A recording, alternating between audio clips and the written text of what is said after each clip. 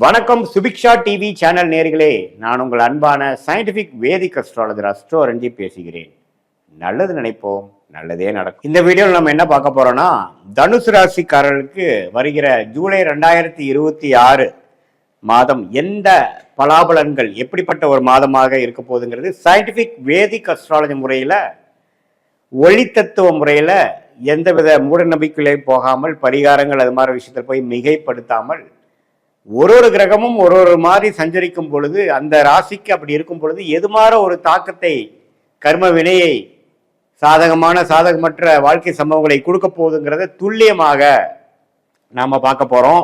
தனுசு ராசிக்கு ஜூலை 2026 எப்படி இருக்குன்னு பார்க்கும்பொழுது, ராசி அதிபதியாகிய குருவே வந்து 8ஆம் இடத்துல இருந்தாலும் உச்சம் பெற்றிருக்கிறார். சனி 4ஆம் இடத்துல இருக்கிறார், ராகு 3ல இருக்கார், கேது 9ஆம் இடத்துல இருக்கிறார். இந்த ஆண்டு கிரகத்தின் சஞ்சாரம் தப்பில்லை. சனியின் பார்வை ராசிக்கு இருக்கு, ஆனா குருவின் பார்வை ராசியிலிருந்து விலகிருச்சு. அப்படிங்கிறப்ப என்ன ஆகும்னா, தனுசு ராசிக்காரர்கள் ஃபீல் த ஹீட்னு என்ன, சில விஷயங்கள் அசௌகரியமாக இருக்கும். அது வேலை விஷயமா இருக்கலாம், குடும்ப விஷயமா இருக்கலாம், பண விஷயமா இருக்கலாம், ஹெல்த் விஷயமாக இருக்கலாம்.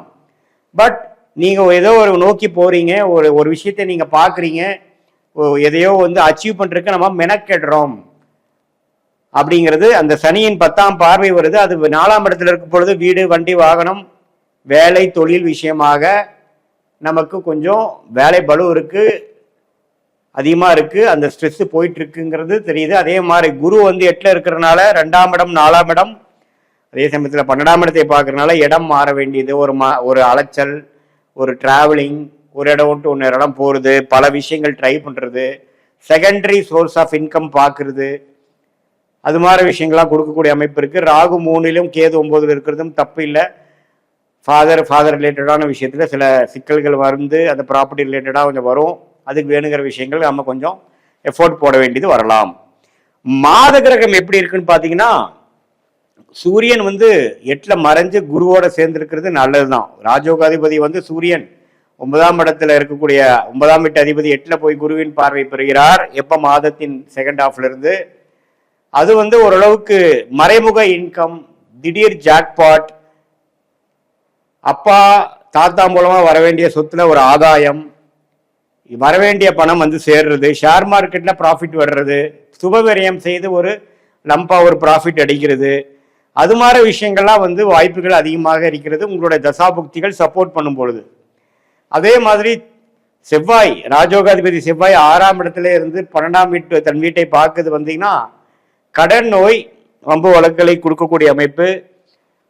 டிராவலிங் அப்போ கொஞ்சம் கேர்ஃபுல்லாக இருக்கணும். அஜீரண கோளாறு, சூடுனால, ஹீட்னால வரக்கூடிய தொந்தரவுகள், டைஜஸ்டிவ் இஷ்யூஸ்லாம் வர வாய்ப்புகள் உண்டு. பகைவரின் நடமாட்டங்கள் உண்டு. இந்த டைம்ல நீங்க வந்து வம்பு வழக்குகள் எல்லாம் வந்து கேர்ஃபுல்லாக டீல் பண்ணணும். அதே சமயத்துல உங்களுடைய சுக்கிரன் பார்த்தீங்கன்னா 9ஆம் இடத்துலயே இருக்கிறது தப்பு இல்லை. அது வந்து ஓரளவுக்கு தந்தை வழி விஷயத்துக்குலாம் ஒரு பாசிட்டிவான அமைப்பு தான். ஸோ எப்படி பார்த்தாலும் ஒரு மாற்றத்தை கொடுக்கக்கூடிய ஒரு மாதம் இந்த ஆண்டே பார்த்தீங்கன்னா தனுசு ராசிக்கு ஒரு மாற்றத்தை கொடுக்கும், இடமாற்றத்தை கொடுக்கும், வேலை மாற்றத்தை கொடுக்கும், தொழில் மாற்றத்தை கொடுக்கக்கூடிய அமைப்பு இருக்கிறதுனால இந்த ஜூலை மாதம் வந்து அதுக்கு வேணுங்கிற ஒரு ஃபவுண்டேஷனான ஒரு அடித்தளத்தை கொடுக்கக்கூடிய ஒரு மாதமாக, இந்த மாற்றத்துக்கு வேணுங்கிற ட்ரிகர் பாயிண்டாக இருக்கக்கூடிய அமைப்பாக ஜூலை 2026 செயல்படக்கூடிய அமைப்பு இருக்கு. அதனால பார்த்தீங்கன்னா மாற்றம் ஒன்றே மாறாததுங்கிறத நீங்க மறந்துடக்கூடாது. மாறும், வேலை மாறும், தொழில் மாறும், இடம் மாறும்.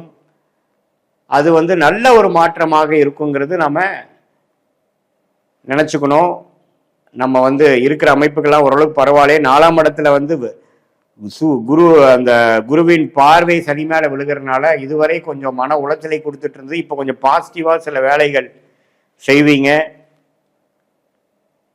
அக்ரிகல்ச்சர் ரிலேட்டடு, மெட்டல் ரிலேட்டடுங்களுக்கெல்லாம் நல்ல ஒரு முன்னேற்றம் வரும், ப்ராஃபிட்ஸ் கிடைக்கும், தொழிலதிபர்களுக்கு நல்ல முன்னேற்றம் வரும், ஃபண்டிங் கிடைக்கும், ஒரு புது பங்குதாரர் மூலமாக ஒரு ஃபண்ட்ஸ் கிடைக்கும், ஒரு கூட்டு தொழிலில் போய் ஜெயிக்கக்கூடிய அமைப்பு வரும், லோன் கிடைக்கக்கூடிய அமைப்பு, பல வழியில் வந்து பணம் கிடைக்கக்கூடிய அமைப்புலாம் வரும்.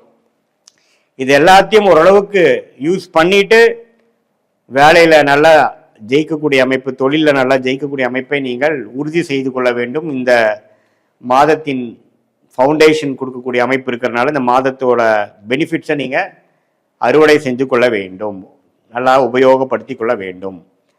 இது ஒரு பொதுவான பலன்தான். இந்த தனுசு ராசிக்கு இந்த ஆண்டு கிரகத்தை வைத்து மாத கிரகத்தை வைத்து ஒரு அற்புதமான ஒரு மாற்றங்கள் நிறைந்த ஒரு மாதமாக இருக்குன்னு சொல்றமே ஒழிய, உங்களுடைய பிறந்த தேதி, பிறந்த நேரம், பிறந்த ஊரை வைத்து வரக்கூடிய திருக்கணித பஞ்சாங்கத்துல ஜாதகத்தை போட்டு அடுத்த வரக்கூடிய தசா புக்திகள் எப்படி இருக்குன்னு பார்க்கும் பொழுது சயின்டிபிக் வேதிக் அஸ்ட்ராலஜி முறையில துல்லியமான முறையில நம்ம அதை பார்த்து வரக்கூடிய எதிர்காலம் எப்படி இருக்கு, ஷார்ட் டேர்ம் எப்படி இருக்கு, லாங் டேர்ம் எப்படி இருக்குதுங்கிறதை துல்லியமாக கணித்து எந்த விதத்தையும் மிகைப்படுத்தாமல் எது மாதிரி சாய்ஸஸ் நமக்கு கண்ணுக்கு முன்னாடி தெரியுது, எதை நம்ம எடுக்கலாம், எது நமக்கு பிராப்தமாக இல்லை.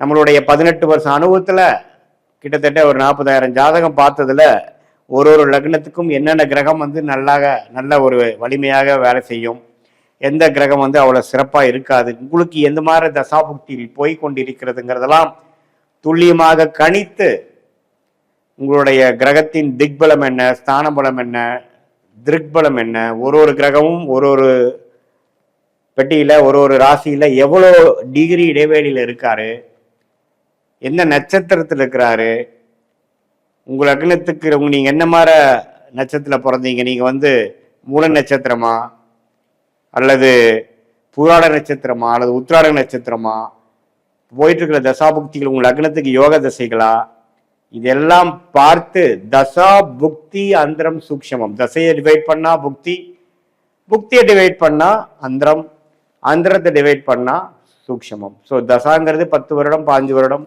புக்திங்கிறது 2 வருடம் 3 வருடம், அந்தரங்கிறது 4 மாதம் 5 மாதம் 6 மாதம், சூக்ஷம்ங்கிறது வாரக்கணக்கில் அடுத்து வரக்கூடிய விஷயங்கள் என்னங்கிறது நம்ம தெரிந்து கொண்டு அதுக்கு தகுந்த மாதிரி நம்ம வாழ்க்கை முடிவுகளை எடுப்பேயானால், நம்ம எடுத்து அதுக்கு தகுந்த மாதிரி நம்ம திட்டமிட்டோம் என்றால் தேவையற்ற பண விரயங்கள், தேவையற்ற சமய விரயங்களை தவிர்த்து வாழ்க்கையில் எளிதில் எதிர்நீச்சல் போடாமல் நம்மளுடைய பிராப்தம் என்னவோ அதுக்கு தகுந்த மாதிரி வாழ்க்கையில் வேணுங்கிற வேலைகளை செய்து, முயற்சிகளை செய்து, திட்டமிட்டு வாழ்க்கையில் நம்மளுடைய சயின்டிபிக் வேதிக் அஸ்ட்ராலஜி முறையில் என்ன மாதிரி ஒரு விஷயத்தை நம்ம சொல்கிறோமோ அதுதான் பாஸ்ட்லையும் சிங்க் ஆகும். ஃபார் எக்ஸாம்பிள், நம்ம அஸ்ட்ராலஜி அப்பாயின்மெண்ட்ல பார்த்தீங்கன்னா பாஸ்ட் நம்ம பேசிட்டு ப்ரெசென்ட் வரும்போது அந்தந்த பாஸ்ட்ல எந்தெந்த பிரச்சனைகள் வந்தது, எதனால அந்த டைம்ல அஃபெக்ட் ஆச்சு அப்படிங்கிறதெல்லாம் பார்த்து ப்ரெசென்ட்டுக்கு வரும்பொழுது நம்ம சிங்க் ஆயிடுவோம்.